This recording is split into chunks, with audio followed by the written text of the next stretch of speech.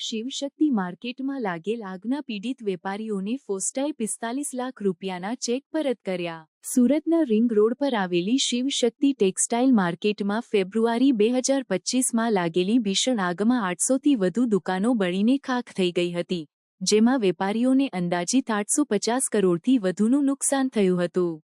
આ આગ 30 કલાકથી વધુ સમય સુધી ભભૂકી રહી હતી અને ફાયર વિભાગે ભારે જહેમત બાદ તેને કાબૂમાં લીધી હતી।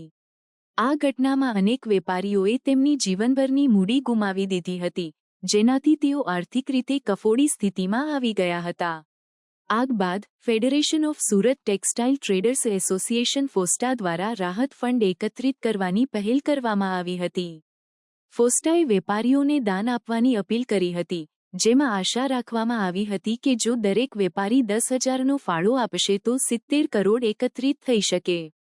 પરંતુ 70,000થી વધુ વેપારીઓ ધરાવતા માર્કેટમાંથી માત્ર 173 વેપારીઓએ ફાળો આપ્યો, જેમાં કેટલાકે માત્ર 1, 11, 21 અથવા 55 રૂપિયાનો ફાળો આપ્યો। આથી ફક્ત 45 લાખ જ એકત્રિત થઈ શક્યા, જેની વહેંચણી કરવાથી દરેક પીડિત વેપારીને માત્ર 3-4 હજાર મળ્યા હોત। આ સ્થિતિને ધ્યાનમાં રાખીને ફોસ્ટાના અધ્યક્ષે નિર્ણય લીધો કે આ રીતે નાની રકમ વહેંચવાથી પીડિત વેપારીઓને યોગ્ય સહાય મળતી નથી। તેથી એકત્રિત થયેલા 45 લાખના ચેક પીડિત વેપારીઓને પરત કરવામાં આવ્યા।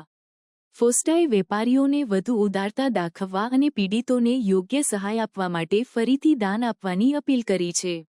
આગની ઘટનાને લઈને રાજકીય સ્તરે પણ પગલાં લેવામાં આવ્યા છે। સુરતના ધારાસભ્ય કુમાર કાનાણીએ મુખ્યમંત્રી ભૂપેન્દ્ર પટેલને પત્ર લખીને પીડિત વેપારીઓને આર્થિક સહાય આપવાની માંગ કરી છે।